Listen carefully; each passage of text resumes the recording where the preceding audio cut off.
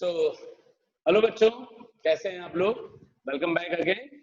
और स्टार्ट करेंगे हमारा physics class 9 motion in straight line.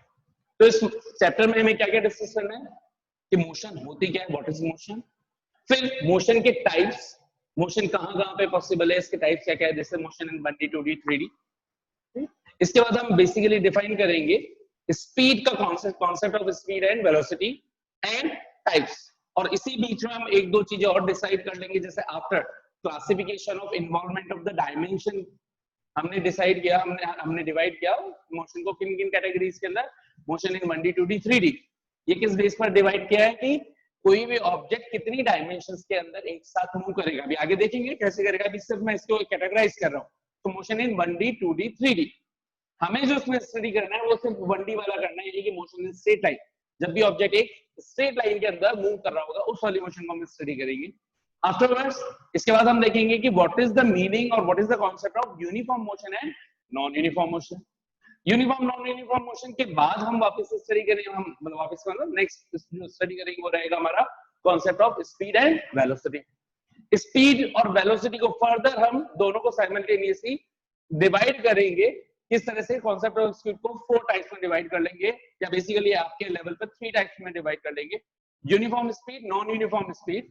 Uniform को ही कांस्टेंट स्पीड भी बोल सकते हैं, नॉन यूनिफॉर्म को ही वेरिएबल स्पीड भी बोल सकते हैं। तो कांस्टेंट और uniform speed, non uniform speed और variable speed, and third average speed.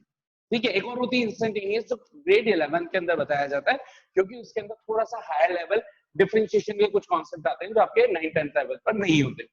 ठीक इसी तरह से हम बात करेंगे वेलोसिटी की, तो वेलोसिटी को फर्दर हम डिवाइड कर देंगे कांस्टेंट और यूनिफॉर्म वेलोसिटी, वेरिएबल और non uniform velocity, and third average velocity. इन तीनों को कंप्लीट करने के बाद हम आ जाएंगे किस पर, कॉन्सेप्ट ऑफ एक्सेलरेशन। तो what is acceleration, what is the meaning of acceleration, क्या होता है, फॉर्मूला अभी बता देता हूँ, change in velocity with respect to time. तो इसका कॉन्सेप्ट क्या होता है, इसको कैसे डिफाइन करेंगे, and what is the difference between uniform acceleration and non uniform acceleration. इन दोनों में डिफरेंस क्या है। हम जो स्टडी कर रहे होंगे आपके लेवल पर ग्रेड 9 पर, हम स्टडी करेंगे यूनिफॉर्म एक्सेलरेशन की। ये जैसे ही खत्म होगी हम आ जाएंगे ग्राफ्स पर। जो कुछ हमने स्टडी किया था कॉन्सेप्ट ऑफ डिस्टेंस, इनिशियली थोड़ा सा एक टॉपिक छूट गया बताते हुए, डिस्टेंस एंड डिस्प्लेसमेंट, यानी कि स्पीड और वेलोसिटी से भी पहले हम क्या स्टडी करेंगे, distance and displacement, what is distance and what is displacement. ठीक है, तो हम ग्राफ के अंदर ग्राफ ऑफ करेंगे हम टाइम के रेस्पेक्ट में, ग्राफ कौन कौन से जो हमने स्टार्टिंग से कॉन्सेप्ट उठाया। सबसे पहले कॉन्सेप्ट उठाएंगे हम डिस्टेंस डिस्प्लेसमेंट का, तो हम ग्राफ स्टडी करेंगे डिस्टेंस टाइम ग्राफ या displacement time graph. Then next we will be study speed velocity का कॉन्सेप्ट किया, तो हम करेंगे speed time graph, velocity time graph. फिर उसके बाद करेंगे एक्सेलरेशन का कॉन्सेप्ट उठाया, एक्सेलरेशन टाइम ग्राफ। ये ग्राफ खत्म हो गए, ये मतलब खत्म हो गए मतलब जब करेंगे हम इस सीक्वेंस के अंदर, उसके बाद हम स्टार्ट करेंगे क्या, इक्वेशंस ऑफ मोशन। जो there are 3 equations of motion, v is equals to u plus at, s is equals to ut plus half at square, and v square is equals to u square plus 2s। आपके syllabus के according, आपके level के according हमारे जो हम study करेंगे वो रहेगा एनालिटिकल मेथड, एनालिसिस या ग्राफिकल मेथड। ठीक है, मैथमेटिकल मेथड जो डिफरेंशिएशन के बेस्ड होता है उसको हम ग्रेड 11 के अंदर पढ़ाते हैं। तो आपके लेवल पर हम क्या करेंगे, जो 3 इक्वेशंस ऑफ मोशन है उनके डेरिवेशंस भी करेंगे, और आपको पता भी होनी चाहिए, और बड़ी सिंपल है, v is equals to u plus at, s is equals to ut plus half at square, v square is equals to u square plus 2s। ये हमारा पूरा चैप्टर का रोड मैप रहेगा। ठीक है, तो वन बाय वन जल्दी से हम इन टॉपिक्स को लेते हैं और स्टार्ट करते हैं। व्हाट इज मोशन, तो मोशन को डिफाइन कैसे करेंगे, किसी भी ऑब्जेक्ट की एक्चुअल पोजीशन पहले क्या थी, और अगर उसकी पोजीशन में टाइम के रेस्पेक्ट में कुछ चेंज आ जाए तो उसका मतलब हम बोलेंगे कि ऑब्जेक्ट के अंदर मोशन है। फॉर एग्जांपल मैं बोले जा रहा हूं, अभी आप मुझे देख रहे हैं 1 सेकेंड, 2 सेकेंड, 3 सेकेंड, 4 सेकेंड, मैं वही का वही हूं, मेरी पोजीशन में टाइम के रेस्पेक्ट में कोई चेंज नहीं आ रहा, तो आप क्या बोलेंगे, right now I am in motion और I am at rest with respect to the room और earth, I am at rest now. अब देखिए आप यहां पर, ये मैं मूव किया, मैंने कुछ मूवमेंट किया, क्या 1 second, 2 second, 3 second, 4 second, 5 second, 6 second, आप काउंटिंग करिए मन ही मन और मेरी पोजीशन को बताइए कि क्या जो पहले पोजीशन थी वही मेरी पोजीशन है क्या? क्या मेरी पोजीशन में टाइम के रेस्पेक्ट में चेंज हो रहा है क्या? मेरी पोजीशन में टाइम के रेस्पेक्ट में चेंज हो रहा है, समझ में आ गया होगा। फिर से काउंट कीजिए सेकंड्स। मैं अपनी पोजीशन को, आप लोगों को डिफाइन करना है कि मेरी पोजीशन में चेंज हो रहा है नहीं हो रहा है। काउंट।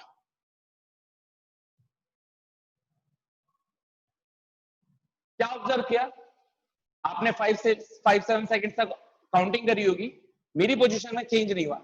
फिर से अगेन एक बार रिकाउंट, मेरी पोजीशन के चेंजेस को ऑब्जर्व कीजिए और मनी मन काउंटिंग कीजिए सेकंड्स की।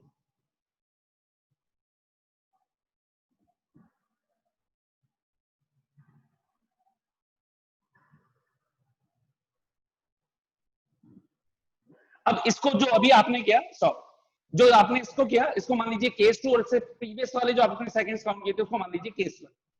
केस 1 में केस 2 में आपने दो ऑब्जर्वेशंस लिए, आपने 5-7 सेकंड्स तक काउंटिंग करी और आपने देखा होगा कि मेरी पोजीशन आप जो काउंटिंग कर रहे थे टाइमिंग की, उसके रेस्पेक्ट में चेंज नहीं हो रही थी। और आप कह भी सकते हो, कोई भी आपसे पूछे कि भाई सर अभी रेस्ट पर है या मोशन में, तो आपका आंसर सिंपली क्या निकलता है कि सर अभी रेस्ट पर है। कोई भी आपके आसपास बैठा हुआ हो जो हमारे सिस्टम को ऑब्जर्व कर रहा हो और आपसे पूछा जाए, आप क्योंकि मेन ऑब्जर्वर हो, कि बताइए कि जो सर अभी आपसे जो पूछ रहे थे उसके अकॉर्डिंग सर रेस्ट पर है या मोशन में या मूवमेंट में थे, आपका आंसर क्या आता? केस 1 के लिए रेस्ट पर है। सेकंड केस में जो अभी अभी किया, आपने क्या ऑब्जर्व किया? काउंटिंग की 5-7 सेकंड तक, मेरी पोजीशन क्या टाइम के रेस्पेक्ट में चेंज हो रही थी? हो रही थी। तो आपने क्या बोला? सर मूवेबल थे, सर के अंदर मूवमेंट था, सर मूव कर रहे थे, इसी को तो मोशन बोल रहे हैं। यानी कि हम बेसिकली डिफाइन क्या करते हैं मोशन को? How do we define the motion? Change in position of an object with respect to time is called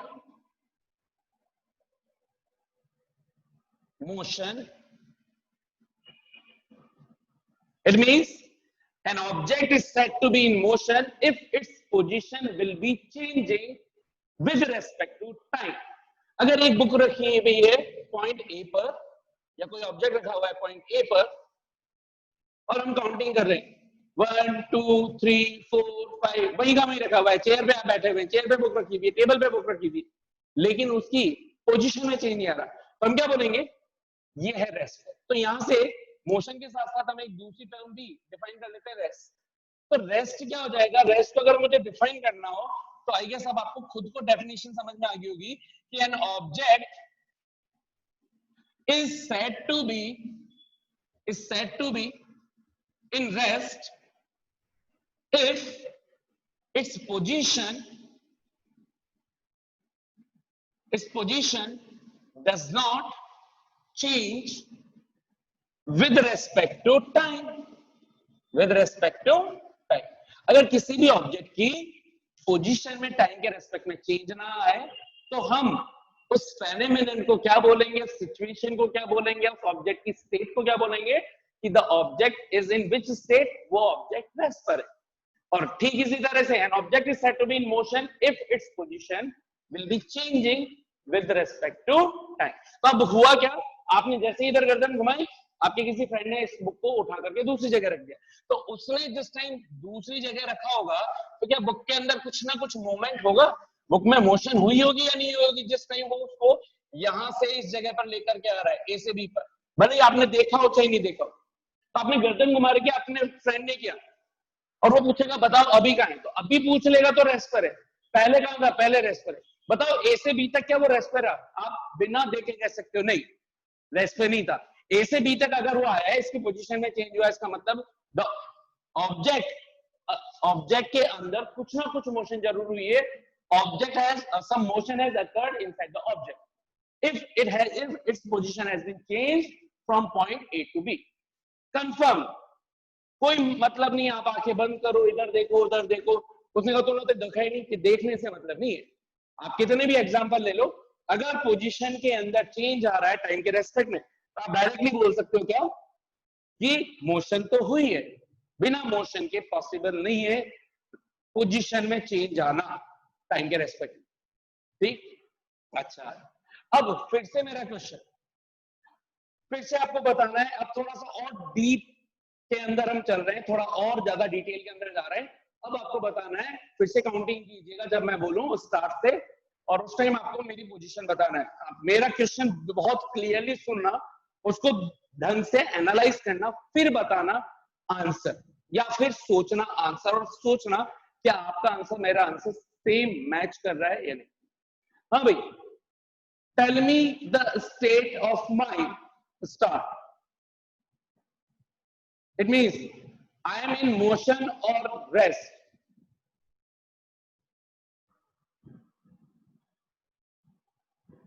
Okay, stop. तो आपने कर लिया होगा, ये केस वन बोल देते हैं फिर से।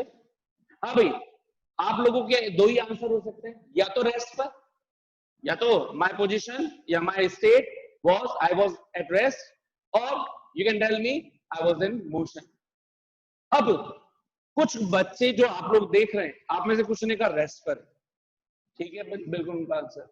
कुछ ने कहा नहीं सर इज इन मोशन, वो भी ठीक है। अब मैं बोल रहा हूं क्या, आई वॉज एट रेस्ट, बिल्कुल ठीक है। और मैं ही बोल रहा हूं आई वॉज इन मोशन, बिल्कुल ठीक है। क्यों? क्योंकि मेरा जो क्वेश्चन था वो एक्चुअली प्रॉपर नहीं था। अब आपने पूछा ऐसे कैसे, दो चीजें एक साथ कैसे हो रही है, यहां से हम बात करते हैं क्या, रिलेटिविटी कॉन्सेप्ट, किसके रेस्पेक्ट में बात कर रहे थे। तो आपने कुछ जिन बच्चों ने कहा कि आई वॉज एट रेस्ट, उन्होंने किस बेस पे, कॉमन सेंस के बेस पे आंसर दिया कि उन्होंने बाय डिफॉल्ट ये मान लिया कि मैं इस हाउस के रेस्पेक्ट में या फ्लोर के रेस्पेक्ट में या अर्थ के रेस्पेक्ट में मेरी पोजीशन में कोई चेंज नहीं आ रहा। इस अर्थ के रेस्पेक्ट में मेरी पोजीशन जहां थी पॉइंट ए पर था, तो पॉइंट ए पर मान लीजिए जो मेरा हैंड है वो है अर्थ, इसके ऊपर यहां पर पॉइंट मान लीजिए, या ये साइड में ये मान लीजिए, ये इस जगह पे मैं खड़ा हुआ था इस पॉइंट ए पर। अब अर्थ के रेस्पेक्ट में मेरी पोजीशन में चेंज नहीं आ रहा, लेकिन अगर इसी पोजीशन को प्लैनेट किसी वीनस से, मार्स से देखा जाए तो अर्थ तो कंटिन्यूअसली घूम रही है। तो ये देखिए मेरी पोजीशन दूसरे प्लैनेट से जब आप देख रहे होंगे, ये हूं मैं पॉइंट ए पर, और हमें पता है कि अर्थ अपनी मोशन करती रहती है इस तरह से। तो जब ये थोड़ी देर बाद यहां पर आएगी तो ए पॉइंट कहां पे आ चुका होगा, कुछ देर बाद यहां पर। और इसको अगर आप किसी दूसरे प्लेनेट वीनस या मार्स से कहीं पे भी थोड़ी देर के लिए अस्यूम कीजिए, यहां से कोई अगर देख रहा होगा तो उसके रेस्पेक्ट में शुरू में पोजीशन यहां थी, कुछ देर बाद उसको यही पॉइंट यहां नजर आ रहा है। इसका मतलब क्या कहेगा कि जो भी यहाँ पे था ऑब्जेक्ट उसकी पोजीशन में चेंज आ गया। लेकिन अब सोचिए कि यहीं पर एक ऑब्जर्वर है, वो इसको देख रहा है, तो ये जब घूमेगा तो इसके साथ साथ ये देखिए, इसको ऐसे मान लीजिएगा, ये हूं मैं यहां पर, और ये ऑब्जर्वर, ऑब्जर्वर भी अर्थ पे ही है, ठीक है, या इसको ये ऐसे ले लीजिए कि इसकी टिप से आप इसको देख रहे हो। तो जब ये घूम रहा है ऐसे, तो इसकी टिप और इसमें इसकी पोजीशन में तो कोई चेंज ही नहीं आ रहा। ये ठीक वैसे है कि एक ट्रेन के अंदर आप बैठे हुए हो, मूविंग ट्रेन के अंदर आमने सामने बात कर रहे हो, तो आप दोनों अपने आप को लिए क्या बोलोगे कि हम दोनों रेस्ट पर हैं, क्योंकि आपके रेस्ट में जब तक आप टेबल की ट्रेन की सीट पर बैठे हो तो दोनों एक दूसरे के रेस्पेक्ट में रेस्ट पर हो। बाहर से कोई आपको देख रहा होगा तो क्या लगेगा, आप मोशन में हो। तो यानी कि यहां पर आता है कॉन्सेप्ट ऑफ रिलेटिविटी। तो हमें सबसे पहले ये डिफाइन करना जरूरी है कि हम किसके रेस्पेक्ट में बात कर रहे हैं, ठीक है। तो सबसे पहले ये चीज डिसाइड करेंगे कि किसके रेस्पेक्ट में पूछा। अब अगर मैं पूछता, okay tell me the position of mind with respect to earth and start counting. Okay stop. Now 100% अब सभी का आंसर क्या आ रहा है, my position is at rest, clear. Okay again what is my position with respect to sun, start।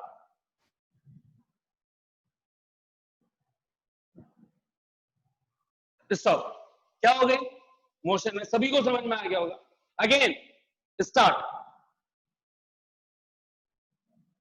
With respect to earth, with respect to earth motion में। Same question with respect to Mars, motion में। Mass के लिए तो पहले भी motion में था, और मोशन में जब रहूंगा तो भी मोशन में तो रहूंगा इसे। तो ये चीजें अच्छे से क्लियर हो गई। What is the meaning of motion? Change in position with respect to time. So an object is said to be in motion if its position does will change with respect to time. And what is the term rest? An object is said to be in the position of rest or state of rest if its position does not change with respect to time. अगर position में है change तो motion होगी 100%। अगर position में change नहीं है, जिस रेस्पेक्ट में, जिस फ्रेम ऑफ रेफरेंस के रेस्पेक्ट में आप बात कर रहे हैं, अगर पोजीशन में चेंज नहीं है तो उस ऑब्जेक्ट को उस फ्रेम ऑफ रेफरेंस के रेस्पेक्ट में हम क्या बोलेंगे? रेस्ट। तो फ्रेम ऑफ रेफरेंस क्या हुआ? वो चीज जिसके रेस्पेक्ट में कोई चीज मेजर की जाएगी। आप कार में बैठे हैं एक सीट पर और बगल में आपके दूसरा पर्सन, आपका फ्रेंड बैठा हुआ है, कार चल रही है। कार के रेस्पेक्ट में आप रेस्ट पर हैं या मोशन में है? आप और आपका फ्रेंड कार के रेस्पेक्ट में आप रेस्ट पर है। तो आपने फ्रेम ऑफ रेफरेंस इसको ले लिया कार को। एक पर्सन बाहर खड़ा हुआ था, यानी कि अब आप ग्राउंड लेवल पे चले गए, तो ग्राउंड के रेस्पेक्ट में कार खुद किस में है? मोशन में। तो उसमें बैठा हुआ जो भी ऑब्जेक्ट है वो भी किस में दिखेगा? मोशन के अंदर। समझ में आ गई? मोशन का मतलब आई गेस अच्छे से क्लियर हो चुका होगा। आगे बढ़ते हैं सर, ठीक है। तो ये हो गई हमारी what is motion, what is rest, as well as थोड़ा सा आपने ये भी जान लिया कि what is frame of reference. अच्छा, एक छोटी सी चीज जो और डिस्कस कर ली जाए यहां पर, पॉइंट ऑब्जेक्ट।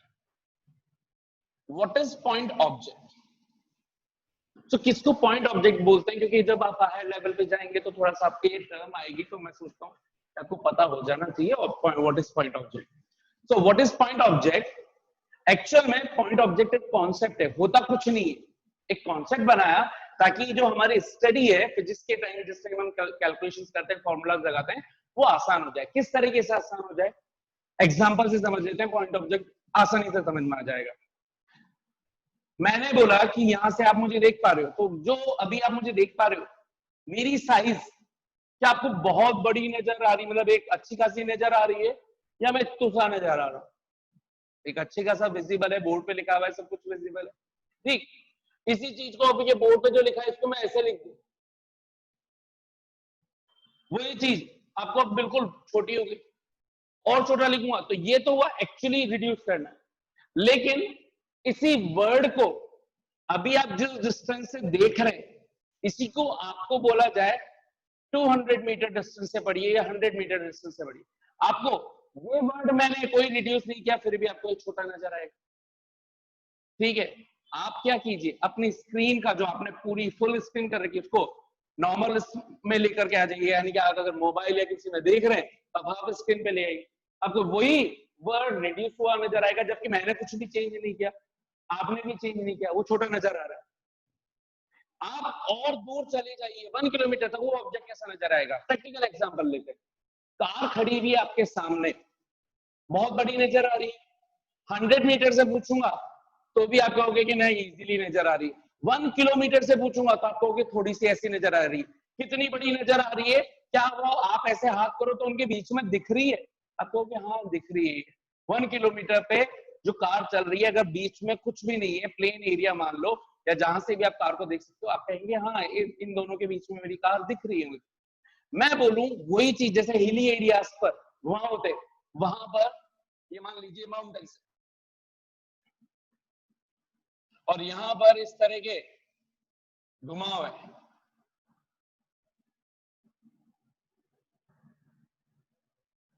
और आप इसको देख रहे हो किसी डिफरेंट जगह से।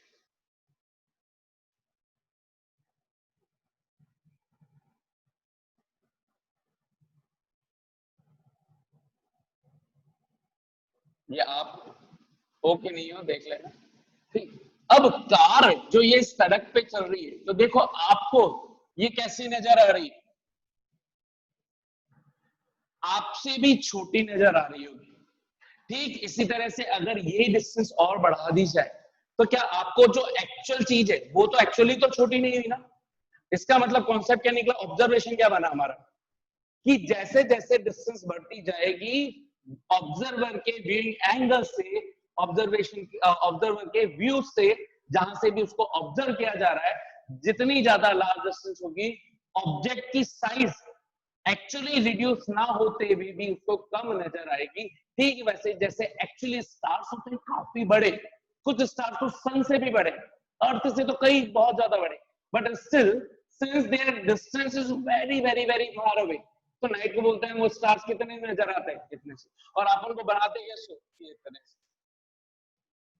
ठीक, तो इसका मतलब ऐसे ऑब्जेक्ट्स को, कॉन्सेप्ट को हम क्या बोल देंगे, पॉइंट ऑब्जेक्ट। तो what is the point object, any object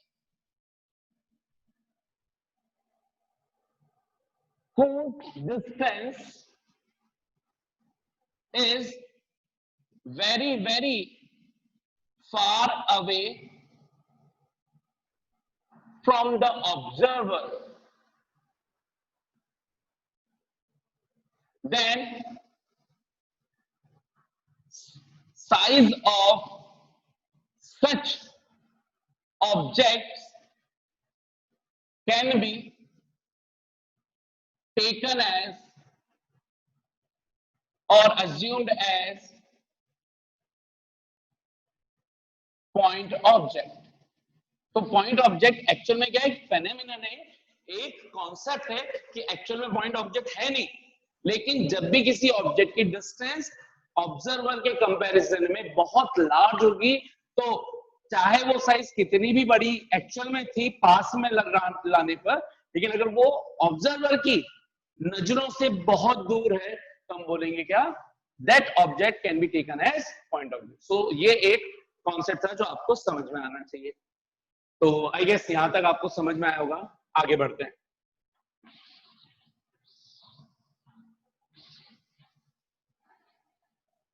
next हम बात करते हैं टाइप्स ऑफ मोशन, क्योंकि हमारा basic aim chapter 9 sorry chapter class 9 के chapter motion in straight line को कवर करना है। तो स्ट्रेट लाइन में जाने से पहले हम बात कर लेते हैं टाइप्स ऑफ मोशन, कि मोशन के टाइप्स क्या क्या हो सकते हैं। तो एक तो बात करेंगे हम कि जो चेंजेस है based on changes in distances with respect to time, कि टाइम के रेस्पेक्ट में जो डिस्टेंस के अंदर जो चेंजेस है वो कैसे हो रहे हैं, तो उस बेस पर हम बोलते हैं कि there are two types of motion. एक को बोलेंगे यूनिफॉर्म मोशन और एक को बोला जाएगा नॉन यूनिफॉर्म मोशन। ये किस बेस पर मैंने डिवाइड किया, कैटेगराइज किया है मोशन को, इस बेस पे कि टाइम के रेस्पेक्ट में जो भी ऑब्जेक्ट डिस्टेंसेस ट्रैवल कर रहा होगा उसके अंदर चेंजेस किस तरह से आएंगे, फिक्स टाइप के आएंगे या वेरिएबल टाइप के आएंगे, अभी आगे पढ़ते हैं इसको। और दूसरा किस बेस पर, based on involvement of dimensions, या इसको ही आप बोल सकते हो बेस्ड ऑन साइमल्टेनियस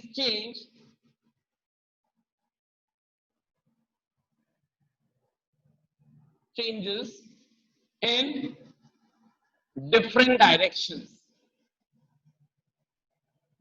directions और length। तो इस बेस पर, किस बेस पर, कि जो डिफरेंट डायरेक्शंस होती हैं, डिफरेंट लेंथ है, वो साइमल्टेनियसली किस तरीके से चेंज हो सकती है, इस बेस पर, या बोले तो कितनी डायमेंशंस का इन्वॉल्वमेंट है लेंथ की, उस बेस पर हम मोशन को डिवाइड कर रहे हैं 3 categories. First is called motion in 1D और motion in 1 dimension. Full form is motion in 1 dimension, short में 1D लिख देते हैं, 1D मोशन। इसी को बोलते हैं हम motion in straight line. motion in straight line. Second क्या है? Motion in two dimensions.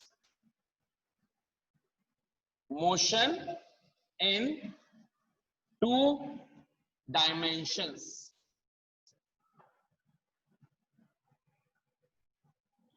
और इसी को शॉर्ट में क्या बोल सकते हैं? 2D motion.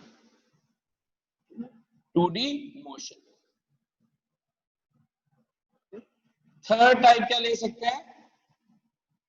Motion in 3D, यानी कि मोशन इन 3 डायमेंशंस. आपके सिलेबस में जो हम स्टडी करने वाले हैं वो क्या स्टडी करने वाले हैं? Motion in 1D. क्लियर है इतना? ठीक है. देखिए, मोशन इन 1D का मतलब, पहले एग्जांपल लेते हैं ताकि फिर से आपको, पहले हमेशा ऑब्जर्वेशन करते हैं ताकि उसके बेस पर रिजल्ट आप निकालो, कंक्लूजन निकालो और बेस पर हम डिफाइन करते हैं. तो देखिए यहाँ पर, लेट्स सपोज एक बिल्कुल प्लेन रोड है और उस पर बिल्कुल स्ट्रेट है और इस पर एक कार मूव कर रही है. तो इसका मतलब इसको पोजीशन में चेंजेस आ रहे हैं. भाई साइज में चेंज नहीं आ रहे, भावनाओं को समझना है ना.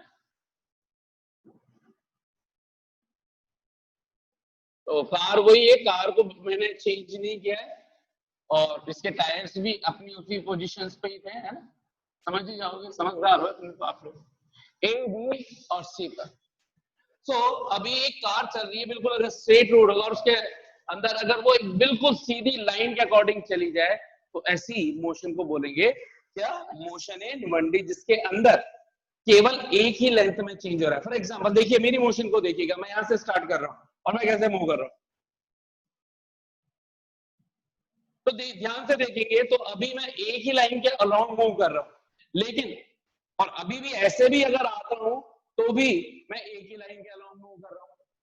ठीक. इसका मतलब एट ए टाइम के रेस्पेक्ट में अगर वन डायरेक्शन के अंदर कोई ऑब्जेक्ट मूव करे या उसकी पोजीशन में चेंज आए तो ऐसी मोशन को हम बोलेंगे मोशन इन स्ट्रेट लाइन और motion in 1D. So what is motion in 1D? If the changes in position with respect to time will take place only and only in a single direction or along a single path, then such motions would be taken as or would be called motion in 1D or motion in straight line. What could be the examples of it? For example, insects are scrolling, और जैसा एक insect में आप क्या क्या ले सकते हो? कोई लिजर्ड ले लो और स्नेक्स ले लो, स्नेक मतलब यार कुछ भी चींटियां वगैरह ले लो, आंट्स वगैरह ले लो, वो अगर बिल्कुल एक स्ट्रेट लाइन के अलोंग ही चल रही, किसी एक सिंगल स्ट्रेट लाइन के अलोंग, है ना. यू मत कह देना सर ये भी तो स्ट्रेट लाइन है. अच्छा ये भी है. एक इससे एक अच्छी चीज वापस से और बता देता हूँ. With respect to some frame of reference, किसी फ्रेम ऑफ रेफरेंस के ओरिजिन पॉइंट से. तो यार एक पॉइंट और बताना पड़ेगा. What is origin? एक वर्ड आया ओरिजिन. What is origin? तो और what is frame of reference? Importance of frame of reference. तो हम क्या बोलेंगे? सबसे पहले किसी भी चीज को ऑब्जर्व करने के लिए हम एक फ्रेम ऑफ रेफरेंस चूज करते हैं. तो जनरली जब लेंथ या कोई सी भी चीज हम मेजर करते हैं तो उसको हम कार्टेशियन कोऑर्डिनेट सिस्टम, जो आप 9th क्लास के अंदर आप पढ़ेंगे अभी मैथ्स के अंदर, है ना, ग्राफ्स वगैरह, तो उसके अंदर हम बोलेंगे कोऑर्डिनेट सिस्टम. तो कोऑर्डिनेट सिस्टम बेसिकली होता क्या है? आपको इतना तो पता ही है कि ये नंबर लाइन बोल दी मैंने, और इस हॉरिजॉन्टल लाइन को जनरली इन जनरल बोला जाता है एक्स एक्सिस, जो हॉरिजॉन्टल लाइन होती है बिल्कुल. और एक वर्टिकली लाइन जो दोनों डायरेक्शन में बढ़ती है इसको हम बोलते हैं वाई एक्सिस. और इन दोनों को अगर परपेंडिकुलरली फिट कर दिया जाए तो एक सिस्टम तैयार होता है, एक्स एक्सिस वाई एक्सिस वाला एक सिस्टम तैयार होता है. और जहां पर ये इंटरसेक्ट करती है इसको हम ले लेते हैं ओ, 0 पॉइंट, ओरिजिन पॉइंट. तो इस पूरे सिस्टम को बोलते हैं 2D coordinate system. 2D coordinate इसलिए बोल रहे हैं क्योंकि एक डायरेक्शन हमने लिए एक्स एक्सिस, दूसरी डायरेक्शन लिए वाई एक्सिस. तो एक्स और वाई का कॉम्बिनेशन कितनी डायरेक्शंस को इन्वॉल्व कर रहा है? 2 डायरेक्शन को. तो कौन सा कोऑर्डिनेट सिस्टम कहलाएगा? 2D coordinate system. जहां पर एक्स और वाई एक्सिस इंटरसेक्ट करेंगी उस पॉइंट को हम क्या ले लेते हैं, ओरिजिन, यानी कि उसी को हम 0 पॉइंट बोलते हैं। अब जो भी डिस्टेंस, जहां पे भी कोई ऑब्जेक्ट होगा, अगर ये यहाँ पे खड़ा हुआ है तो हम इस जगह से इसकी ये डिस्टेंस मेजर करेंगे, यानी कि अगर यहाँ 1 2 3 4 5 लिख दूं और ये 5 पे आ रहा है तो बोलेंगे कि ये 0 से 5 डिस्टेंस पर, यानी कि 5 मीटर पर खड़ा हुआ है एक तरह से। ठीक है, तो ये छोटी छोटी चीजें ये भी समझ में आप लोगों को आनी चाहिए। तो फिर से मैं मोशन इन 1D डिफाइन करता हूं कि with respect to some frame of reference and its origin, if the object is moving only, if the position of the object is changing with respect to time only along a single direction with respect to any of the axis, या तो x axis या y axis, 2D में लिया है तो इसी तरह से 3D भी सिस्टम होता है जिसके अंदर 3 axis, x axis, y axis, z axis, 3 axis which are perpendicular to each other। देखिए यहाँ पर मैं बना के बताता हूँ आपको सिस्टम कि किस तरह से दिखेगा ये 3D सिस्टम या 3D कोऑर्डिनेट सिस्टम। तो ये तो हो गया आपका जैसे x एक्सिस इधर, और ये ऊपर हो गया y एक्सिस। अब इसको बोल दी मैंने लेंथ, ऊपर वाली को बोल दी हाइट, और इस सामने वाली को बोल दी ब्रेथ। तो देखिए यहाँ पर ये तीनों आपस में कैसे हैं, परपेंडिकुलर। ठीक, ये देखिए ये हो गई x एक्सिस, ये वाली हो गई x एक्सिस, ये हो गई y एक्सिस, ये z axis, length breadth height. इस सिस्टम को हम क्या बोलेंगे, 3D कोऑर्डिनेट सिस्टम। और इनका जो इंटरसेक्टिंग पॉइंट है उसको हमने क्या बोला, ओरिजिन या 0 पॉइंट, जहां से हमको मेजर करनी है। All three should be perpendicular to each other, x y z। ठीक है, अच्छा ये बनता कैसे ये भी देख लो, आपको अपने आप नजर आने लग जाएगा, अभी फील आ जाएगा। देखो आपको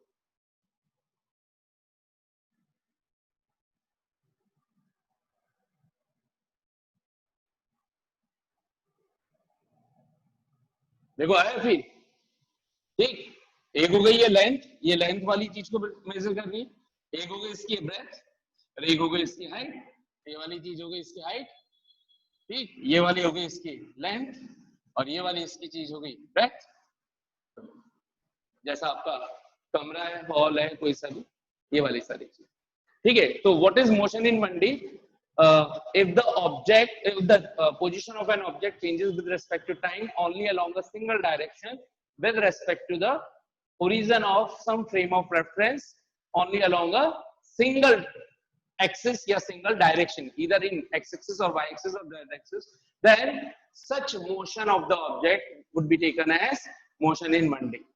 ठीक, एग्जाम्पल, या तो x-axis के along, या तो दीवार पर चींटी ऐसे चढ़ रही है, यानी कि y एक्सिस में ही चेंज आ रहा है।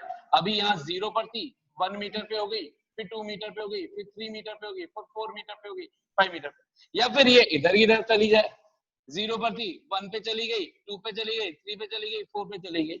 या फिर इधर की तरफ 1 2 3 4, या तो आप ऐसे आगे बढ़ गए, या ऐसे चले गए, या ऐसे आप नहीं जा रहे, मतलब जो भी ऊपर जा रहा होगा ऐसे बिल्कुल स्ट्रेट लाइन। तो किसी भी एक सिंगल डायरेक्शन के अलोंग अपने फ्रेम ऑफ रेफरेंस के रेस्पेक्ट में, फ्रेम ऑफ रेफरेंस में आपने जो डायरेक्शन चूज करी है वो क्या है, X axis, Y axis, Z axis, इन्हीं के रेस्पेक्ट में सब कुछ काम हमें करना है। ठीक है, ध्यान रखिएगा। तो जहां भी आप लोगों को जिस भी तरह से इनको घुमा करके रखोगे फ्रेम ऑफ रेफरेंस के, उसी डायरेक्शन को लेना है। किसी ने कहा सर मैं इसको नहीं लेना चाहता, इस वाली लाइन को एक्स एक्सिस नहीं लेना चाहता, मैं तो ऐसे एक्सिस से लूंगा, तो फिर इसका मतलब बोलूंगा इसी लाइन के अकॉर्डिंग अगर कोई चीज चल रही है तो एक्स एक्सिस में ही चेंज आ रहा है, ये motion in 1D along x axis. कोई चीज ऐसा वर्टिकली ऊपर चल रही है तो मैं बोलूंगा motion in 1D along Y axis. Simple that.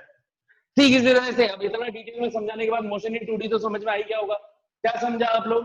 Motion in 2D का मतलब है कि ऑब्जेक्ट यहां पर तो हो गया किसी एक ही लाइन के अलोंग चेंज आ जाए, या तो एक्स में आ जाए, या वाई में आ जाए, या जेड में आ जाए, चाहे ऊपर जाए चाहे नीचे जाए, डजंट मैटर। मैं सीधा जाकर के वापस आ रहा हूं तो भी मोशन इन 1D एक ही लाइन के अलोंग चल रहा हूं, इससे फर्क नहीं पड़ रहा मैं आगे जा रहा हूं पीछे जा रहा हूं।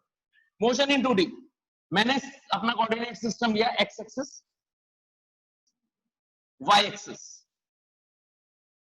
पॉइंट ओरिजिन जहां से 0 से मेजर करना है, एक ऑब्जेक्ट में पहले तो वो एक्स एक्सिस के अलोंग जा रहा था या फिर सिर्फ वाई एक्सिस के अलोंग जा रहा था, लेकिन अब उसने ऐसे तिरछा चलना स्टार्ट कर दिया, यानी कि वो, और मैं यहाँ पे लिख देता हूँ इसकी मार्किंग्स भी, 1 2 3 1 2 3। अब ऑब्जेक्ट ने क्या किया, इनिशियली वो 0 से चलना स्टार्ट कर रहा है, कोई सी भी चींटी मान लीजिए आप, वो यहाँ पे आ गई, कितने 1 सेकेंड के बाद, after 1 second it came to at that point A, ये इसको ए पॉइंट मान लो जो स्टार्टिंग में लिखा हुआ है, फिर वो आ गई, वो चली गई बी पॉइंट पर, फिर चली गई सी पॉइंट पर, तो देखिए, या फिर इसके बाद चली गई वो ऐसे, तो ये पॉइंट हो गया ए, ये हो गया बी, ये हो गया सी। तो वो जब 0 से ओ से ए तक गई, तो ध्यान से देखेंगे तो इधर भी साइमल्टेनियसली डिस्टेंस कवर हो रही है, इधर भी साइमल्टेनियसली डिस्टेंस कवर हो रही है, यानी कि वो x की तरफ भी 1 मीटर चली है और y की तरफ भी 1 मीटर चली है, तो हमने बोला दो डायमेंशंस में एक साथ चेंज है, इसको बोला मोशन इन 2D। फिर a से b फिर से गई यहां से यहां तक, तो o से b या a से b जो गई है 1 से ऊपर जा रही है इधर, तो उसी टाइमिंग पर, उसी टाइमिंग के अंदर, सेम टाइमिंग में जब इधर बढ़ रही है, तो देखिए दोनों तरफ एक साथ चेंजेस आ रहा है। जब मैं ऐसे चल रहा हूं तो आप देखिए ये वाली लाइन और ये वाली लाइन दोनों में एक साथ चेंज आ रहा है ऐसे, तो ये कहलाई मोशन इन 2D। ठीक, B से C अगर मैंने इसको स्ट्रेट रख दिया तो देखो अब यहाँ पे यहाँ वाली पोजीशन चेंज ही नहीं हुई, 2 पे था तो ये वाली y एक्सिस में तो 2 ही रहा, लेकिन ये 2 से 3 हो गया। इसका मतलब मैंने बोला कि B से C तक मोशन इन 1D रही। अब मान लीजिए C से ये बिल्कुल ऐसे चल गई ऊपर की तरफ, वर्टिकली अपवर्ड, तो वर्टिकली अपवर्ड चल गई तो 3 में चेंज नहीं आ रहा, केवल किस में चेंज आ रहा है, इधर 3 4 5 6 y में चेंज आ रहा है, तो हमने बोला ये अगेन मोशन इन 1D हो गई। इसका मतलब ऐसे हुई, फिर ऐसे हुई, फिर ऐसे हो गई, तो ये वाली तो कहलाई मोशन इन 2D इसके रेस्पेक्ट में, ये वाली कहलाई केवल x एक्सिस में change, motion in 1D along x axis, ये भी 1D कहलाई मोशन अलोंग y एक्सिस, तो motion in 1D along y axis. I guess आपको डिफरेंस क्लियर हो गया होगा motion in 2D। Daily life के अंदर जनरली जो एग्जांपल्स आते हैं वो सिर्फ सब ऑलमोस्ट किसके एग्जांपल्स हैं, मोशन इन 2D के, व्हीकल्स का चलना, इस गली से उधर जाना, डायरेक्शन आपकी चेंज हो रही है, दो डायरेक्शन एक साथ इन्वॉल्वमेंट है, ये सब किसकी मोशन होगी, मोशन इन 2D। ठीक है, कार ने टर्न ले लिया तो सीधी जा रही थी, टर्न आ गया, डायरेक्शन में चेंज आ गया एक साथ, तो मोशन इन 2D।